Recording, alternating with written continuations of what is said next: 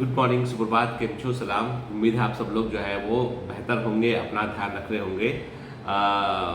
मैंने इससे आपको बताया था पहले कभी कि मैं आजकल जो है वो रोज़ 10 मिनट के आसपास जो है वो एक बार मैं जो है अपना वाल्मीकि रामायण जो है उसको पढ़ रहा हूँ। उसमें मुझे कई अच्छे इंसिडेंसेस मिलते हैं जिनको मुझे लगता है मुझे आपसे शेयर करना चाहिए। उसमें अच्छी लर्निंग शिप हुई है, कई सारी बहुत सारी ऐसी चीज़ें जो सीखने की हैं उसके अंदर जो है वो छिपी हुई हैं। और ये मैं आपसे हमेशा कहता हूँ, जब भी कोई चीज़ सीखने की बारी आती है ना, तो उसको हमेशा हमको जात पात से, रिलीजन से अलग हटकर सीखना चाहिए।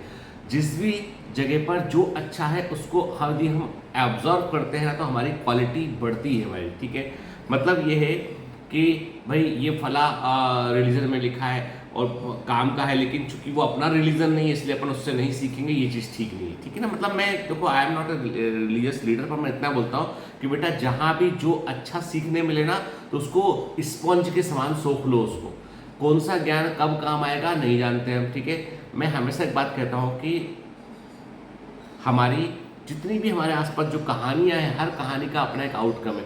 कोई व्यक्ति यदि असफलता के बारे में बताता है तो हमको वो सीखना चाहिए कि इसने क्या ऐसी गलतियां कर दी थी जो उसको सफल बनाने में नहीं काम आई। क्या ऐसा था जो जो जो जिसके कारण ये असफल हो गया अटके।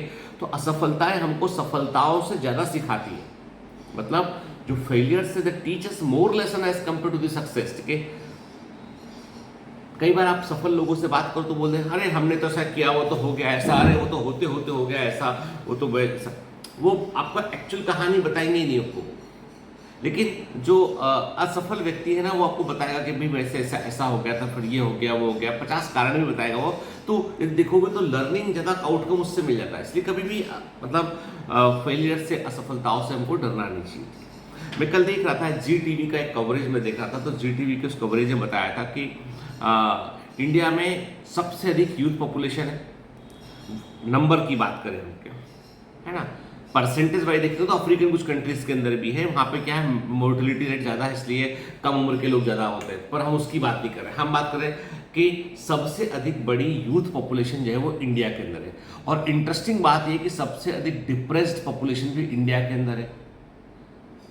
कहते हैं कि हर दिन, ये मेरा डेटा नहीं है, जी टीवी में बकायदा, आज तक में बकायदा ये डेटा बताया गया, हर दिन 36 युवक, 36 यूथ जो है वो अपनी जान खुद ले लेते हैं, क्योंकि वो डिप्रेशन का शिकार है। उनको जो है वो उम्मीद नजर नहीं आ रही उनको। अब उसमें भी देखिए, कई लोग ऐसे हैं जो यूपीएससी की तैयारी कर रहे हैं, पीएससी की तैयारी कर रहे हैं, पर सिलेक्शन नहीं हो पा रहा है और घर वालों की बहुत उम्मीदें हैं। तो वो उस प्रेशर में आके जो है वो उनको अपना मतलब वो दबाव इतना अधिक है कि उनको अपनी जान की कीमत कम समझ में आती है। जैसे अभी हम देख रहे हैं कि नीट का बहुत न्यूज़ में आया, कोटा का, तमाम टीवी चैनल ने सबने कवर किया उसका, है ना। तो पॉइंट केवल कोटा नहीं है, पॉइंट तो दिल्ली में भी है, ठीक है, सब जगह पे। पॉइंट वो नहीं, पॉइंट ये कि पूरे देश में जो है वो युवक जो है वो क्या है कि उसके पास, उसको जब अवसर कम दिखाई पड़ते हैं। जैसे आपके पास जिंदगी में नीट है, आईआईटी जेई एडवांस का एग्जाम है, जेई का एग्जाम हो गया, फिर आपके पास यूपीएससी हो गया, पीएससी हो गया, बैंक पीओ हो गया, रेलवेज हो गए, ऐसे ऐसे एग्जाम है। और आप इन एग्जाम के लिए जब लाखों लोगों से कॉम्पीट करते हैं, तो उस कंपटीशन में आगे या पीछे रह जाने पर जो है आदमी डिप्रेस होता है। पर मैं हमेशा एक बात कहता हूँ कि देखो, किसी नौकरी का, किसी डिग्री का कोई भविष्य नहीं होता। किसी नौकरी का, किसी डिग्री का कोई भविष्य नहीं होता, भविष्य व्यक्ति का होता है। आप सोचो ना जी, हम सचिन तेंदुलकर को जो है वो यूपीएससी की तैयारी करवा रहे होते तो 10 साल हो गया होता, ना निकले होते। विराट कोहली को बोलते भैया नीट में टॉप करो चलो। महेंद्र सिंह धोनी को बोलते कि भैया तुमको जो है वो फाइन आर्ट्स में टॉप करना है तुमको, या बीकॉम में तुमको टॉप करना है। तो हर व्यक्ति की अपनी एक प्रतिभा होती है। तो प्रतिभा को, मुझे लगता है कि हम आज हम उस चौराहे पर 140 करोड़ होने पर जहां हम खड़े हैं ना, वहां से हमको सारे संभावित रास्ते खोलना चाहिए। सिर्फ और सिर्फ कुछ एग्जाम हमारी जिंदगी की चाबी नहीं बन सकते। हमारे पास चाबी होना चाहिए कि हम अपने फील्ड में, जिसमें हम हमारा इंटरेस्ट में, हम और बेहतर करने की कोशिश करें। हमें बाहर के देशों में भी अवसर तलाशने चाहिए हमको, अपनी कंट्री के अंदर भी बड़े शहरों में अवसर तलाशने चाहिए हमको। उठ के ये भी पाया गया कि यदि आप देखेंगे तो मुंबई के अंदर जो लोग हैं उनको कहीं ना कहीं कोई ना कोई छोटा बड़ा काम मिल जाता है, लेकिन छोटे शहरों में छोटा काम मिलना भी बड़ा मुश्किल काम होता है। तो मैंने हमेशा कहा ना कि रोजगार के बढ़ते हुए अवसर है ना, वो डिप्रेशन को कम करेंगे। यदि रोजगार होगा, लोग पास काम इतना होगा कि उनको सोचने का वक्त ही नहीं होगा, काम करेंगे, पैसा कमाएंगे, खर्च करेंगे, अपना लाइफ जिएंगे, तो फिर बात खत्म हो गई ना। खैर, तो ये तो मैंने एक बात की कि भाई जो है एक इतनी बड़ी यूथ पॉपुलेशन, इसका जो हमारे देश का सबसे बड़ा पावर है, उस पावर को ये जिम्मेदारी समझनी पड़ेगी कि भैया कोई प्रोफेशन नहीं। हमने कोशिश किया 3 साल बैंकिंग देने का, नहीं हुआ, कोई बात नहीं, कुछ और करेंगे, अपना बैंक खोल लेंगे एक दिन यार, हो सकता है वक्त बदल जाए, ठीक है, कोशिश तो करना पड़ेगी ना। खैर, अब इंटरेस्टिंग बात, मैं रामायण से एक अच्छी लर्निंग आपको बताता हूँ। तो क्या हुआ कि जो है भगवान श्री राम जो है, जब जो है लंका के पास तक पहुंच गए, ठीक है, कि भाई लंका के पुल बना है और उनका शिविर लग गया बाहर के, अब युद्ध शुरू होने वाला है। तो रावण के जितने भी मंत्री थे, उन्होंने बोला कि भाई देखो ऐसा है कि अपन ने हनुमान को समझने में गलती कर दी थी, हनुमान को अपन ने दूत समझा, हनुमान को हमने कमजोर समझा और उसकी पूंछ में आग लगवाई, और उनकी पूंछ में आग लगाने से क्या हुआ कि उन्होंने पूरी लंका में जो है वो जाने कितनी बिल्डिंगें जला दी। कहते हैं कि जब हनुमान जी ने लंका दहन किया, तो रावण का एक पुत्र था जो 7 या 8 साल का था, नाम भूल रहा हूँ उसका मैं, वो भी बेचारा जल गया, सो रहा था वो, तो क्योंकि कोई छोटा अबोध बालक, उसकी क्या गलती, ठीक है, लेकिन वो जल गया। रावण को बहुत गुस्सा आया उस बात से लेके, ठीक है। तो मंत्रियों ने कहा कि भाई ऐसा है कि पहले एक काम करो कि कमजोर मत समझो तुम कि वो जो उनका एक वानर यहाँ आया था, यदि हो सकता है यदि पूरी सेना वैसी हुई तो फिर प्रॉब्लम में जाएंगे हम लोग। जब एक व्यक्ति को हम संभालने में हमको इतना दिक्कत हुआ, तो हमारी तैयारी हमको वैसी करनी पड़ेगी। अभी आप सोच रहे हो कि ऐसी वनवासी है, हरा देंगे, तो देख लो भाई। तो क्या क्या रावण ने फिर जो है अपने दो दूत भेजे यहाँ पे, एक का नाम था शुक, एक का था सरन। शुक और सरन जो है वो स्पाई थे, दूत थे, जो जिनको जो जो मतलब गुप्तचर, दूत नहीं, गुप्तचर थे, स्पाई थे, जिनको भेजा कि जाओ खेमे में। इन दोनों असुरों ने क्या किया, बंदरों का भेष बनाया और उसमें जाके शामिल हो गए। अब वहां पे इन्होंने पूरा ऑब्जर्व कर रहे थे कि बताएंगे जाके रावण को कि क्या क्या वहां पे है, उन्होंने शिविर में क्या रखा, किस तरह के सैनिक उनके पास में, उन्होंने लोगों से मिलेंगे, बात करेंगे, सब में डर फैलाएंगे कि रावण बड़ा खतरनाक है। सामने आते जो है वो ये सब कोई जीत नहीं पाए, कोई भी बानर लौट के वापस नहीं आए। किष्किंधा से यहाँ आके अपन ने गलती कर दी है, क्योंकि लौट के वापस नहीं जा पाएंगे हम। किष्किंधा सुग्रीव का जो किंगडम था, वहां से आके गलती कर दी, क्योंकि रावण तो बहुत पावरफुल है भाई। हम बंदरों के भरोसे कैसे, मतलब हमारी जान चली जाएगी, हमारे परिवार का क्या होगा, ऐसे वो लोगों में फैलाना सोच के। तो सुगबुगाहट होने लगी कि भाई सुग्रीव ने गलत किया श्री राम का साथ देके, और ऐसा नहीं करना चाहिए, अपन के अपने प्राण गंवाने के लिए यहाँ पाए। तो आधे बंदरों के मन में जो है घबराहट आने लगी कि यार पता नहीं, ये देखो इतनी बड़ी लंका दिख रही है, कैसे कहाँ, और वो वहाँ जाएंगे रावण के बारे में उनकी जो कहानियां सुनाएंगे, महिमा मंडन करेंगे उसका, तो डर जाए आदमी सुन के कि भाई बड़ा खतरनाक आदमी। भाई किसी से मिलने जा रहे, कोई बोल दे कि बहुत ही खतरनाक आदमी, आपने कुछ बोला तो उठा के, झट से उठा के जो है वो बटन दबाएगा, कुर्सी को अंदर डाल देगा उसमें जहाँ मगरमच्छ होगा, पलट के नीचे लेक में, वो पुरानी फिल्मों के विलेन जैसा। तो ऐसा डर भरा है। तो अब जब खबर लगी कि भाई कि तब तक विभीषण जो है वो भगवान राम के खेमे में आ चुके थे। अब भगवान श्री राम जो थे ना, उनकी बहुत वो था कि वो साइकोलॉजिकली जो है आदमी को समझते थे वो, ठीक है। तो वो क्या किया, उन्होंने देखा कि बंदर लोग जो है वो थोड़ा डर रहे अंदर से, जो उनकी बानर सेना में, तो उन्होंने जो है वो अनाउंस कराया कि भाई विभीषण जो है अब से लंका के राजा है, उनका राज्याभिषेक करेंगे हम। तो विभीषण का बाकायदा सम्मान से पूरा ढोल धमाके के साथ में उनका राज्याभिषेक किया गया कि भाई ये अब लंका के राजा है। वो जो राजा है उस राजा को रिप्लेस करने वाला राजा आ गया, हमको लंका नहीं चाहिए, हमको असुरों पर राज नहीं करना है, ये राजा है उसके। और जैसे ही ये अंदर इंटर करेंगे सब लोग इनकी बात मानेंगे, उसकी बात कम लोग मानेंगे, उसका हारना तय। साइकोलॉजिकल इंपैक्ट ये हुआ इसका कि सारे बानरों को लगा कि अपन तो जीत गए, क्योंकि लंका का राजा तो अपने यहाँ बैठा हुआ है, वो मतलब गलत कब्जा करके बैठा है, और जो उनके ही भाई है। तो सारे वर्णों के मन में कि भाई हमारे तो राम ने डिसाइड ही कर लिया है कि राजा तो ये है, वो बेकार है।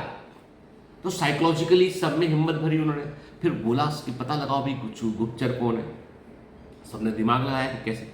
जामवंत बड़े होशियार थे, उन्होंने कहा एक काम करते हैं, ये पक्के से बानरों के वेश में आए होंगे यहाँ पे, असुर जो है वो रूप बदल सकते हैं, वो तो माया भी होते हैं। तो उन्होंने कहा कि पहाड़ पर, उन्होंने कहा कि ये पहाड़ की चोटी है, इसके ऊपर सब बानरों को जाना है, ड्रिल करेंगे, अभ्यास करेंगे। तो दोनों ने सोचा, दोनों जो गुप्तचर थे जो शुक और शरण, उन्होंने सोचा कि यार कहीं पकड़े ना जाए अपन, तो एक काम करते हैं अपन भी प्रतियोगिता में भाग लेते हैं। तो वो दोनों भी भाग लेते हैं। अब वो चूंकि वो उनको लगता है कि मतलब पहुंचना है पहाड़ पर, और उनको ये नहीं पता था कि पंडरों को पहाड़ पर चढ़ने में थोड़ी दिक्कत होती है। वो पेड़ की बात नहीं कर रहे, पहाड़ की बात कर रहे हैं। पहाड़ पर तो वो धीमे धीमे चढ़ते हैं। ये दोनों के दोनों जो है, क्योंकि मायावी राक्षस असुर थे, तो झट से पहाड़ की चोटी पर पहुंच जाते हैं। तो पकड़ लिए जाते हैं झट से कि भैया बंदर इतना तेज नहीं दौड़ता, तुम तो कुछ और हो, आओ अपने असली भेष में। असली भेष में आते हैं, फिर इनकी पिटाई लगाते हैं। अंगद खूब पिटाई लगाते, खूब पिटाई लगाते। अब गुप्तचरों की तो पिटाई लगती भाई। फिर बाद में ये दोनों हाथ जोड़ लेते, कहते हाँ हम हमको तो भगवान राम को मालूम चलता है, तो बोलते लेके आओ उन दोनों को। लेके आते हैं, बोलते भाई इतना क्यों मारा इनको, ना मारो नहीं, छोड़ो इनको। बोलते तो बोले हम सब दूत है। तूने कहा नहीं क्यों, बाकी लोग कहते हैं गुप्तचर हो तुम, दूत नहीं हो, स्पाई हो तुम। राम भगवान बोलते हैं कोई बात नहीं ना, तो एक तो इनकी मर्रम पट्टी करो भाई, बुलाओ मर्रम पट्टी कराओ और भोजन करते चलो। चलो आइए भोजन साथ करते हैं। उन दोनों को बुलाते हैं, शुक और शरण को, उनको अपने साथ भोजन कराते हैं, खाना खिलाते हैं। उसके बाद उनको पूरा शिविर खुद दिखाते हैं, देखो ये है, ये हम लोगों ने ये रखा हुआ है, ऐसे करेंगे, ये हमारा पूरा शिविर दिखाते, सब करते हैं ना। और सम्मान से बात करते हैं उनसे एकदम। बोलते हैं आपको ये रुकना है तो 2-4 दिन और रुक जाइए, आप देख लीजिए आके, यहाँ पे कोई दिक्कत नहीं है हमको, है ना। और ये आपके विभीषण है, राजा लंका के। तो उसके बाद अब सब आश्चर्य में, क्या भगवान श्री राम खुद ही दिखा रहे हैं सब कुछ, जाके खाना भी खिला रहे हैं, बड़े प्यार से व्यवहार कर रहे हैं। और लास्ट में जब वो जा रहे होते हैं तो उनको बोलते भाई ये हम तुमको स्वागत स्वरूप प्रतीक चिन्ह तुमको ना कुछ होगा, रेशमी कपड़ा कुछ दे रहे, भाई तुम जो है वो रखो अपना, और आने के लिए धन्यवाद। अब ये दोनों बड़े कन्फ्यूज कि यार ऐसा तो कभी होता नहीं है। रावण के पास पहुंचते हैं, रावण पूछता भैया बताओ क्या जानकारी निकालने। मैंने कहा साहब जानकारी तो बड़ी भयंकर है कि वो तो अलग ही चीज़ है, वो तो अलग ही दुनिया में है वो लोग। मैं हम राम से, भगवान श्री राम मतलब हम श्री राम बोलते हैं, हम राम से मिले, श्री राम से मिले। उनने हमारा स्वागत किया, सत्कार किया, खाना खिलाया, मन सम्मान से बात की, बराबरी से बात की उन्होंने हमसे, और हमारा जाते समय सम्मान भी किया हमारा, हमको पूरा शिविर दिखाया उन्होंने। और उन्होंने तो राजा घोषित कर दिया विभीषण को कि ये राजा है लंका के। रावण को बहुत गुस्सा था कि तुम दोनों ऐसी तारीफ क्यों कर रहे हो दुश्मन की। तो वो दोनों लेकिन जब वहां से निकले होते ना, वो शुक और शरण, वो राम के भक्त बन गए होते हैं। लोगों को बताते जाके लंका में कि भैया वो तो अलग ही चीज है, अलग ही है, कोई अहंकार नहीं, कुछ नहीं उनमें, वो कुछ और इंसान नहीं है, कुछ और ही है वो। तो मतलब रावण का तिलस्म यहां बैठे बैठे तोड़ दिया अंदर उन्होंने। दुश्मन को भी दोस्त बना लिया उन्होंने, अच्छे व्यवहार से, विनम्रता से, और कॉन्फिडेंस वो दिखाया उन्होंने कि युद्ध लड़े बगैर जीते हुए हैं। और उस कॉन्फिडेंस की वजह ढूंढते रह गया रावण की, इतनी कॉन्फिडेंस की वजह क्या है। अंदर से चिंता जगने लगी उसकी। तो लर्निंग क्या है यहाँ पे? लर्निंग ये है विनम्र बनो, दुश्मन का भी दिल जीतने की क्षमता रखो। विनम्र बनो, दुश्मन का भी दिल जीतने की क्षमता रखो। इतना कॉन्फिडेंस रखो कि सामने वाला ये पूछने लगे आपसे कि भाई बता तो तेरे कॉन्फिडेंस की वजह क्या है, बता दो कि तेरे कॉन्फिडेंस की वजह क्या है। कोई नहीं हरा पाएगा, ठीक है। आई बात है, डिप्रेशन की कोई चीज की जगह ही नहीं है यहाँ पे, ठीक। हमेशा सोचो कि सूर्य उदय ही होगा, मतलब भविष्य का सूर्य उदय होगा। आप अपने आप को उगता हुआ सूर्य समझिए हमेशा, ठीक है। चलिए, have a great day, all the best, bye bye.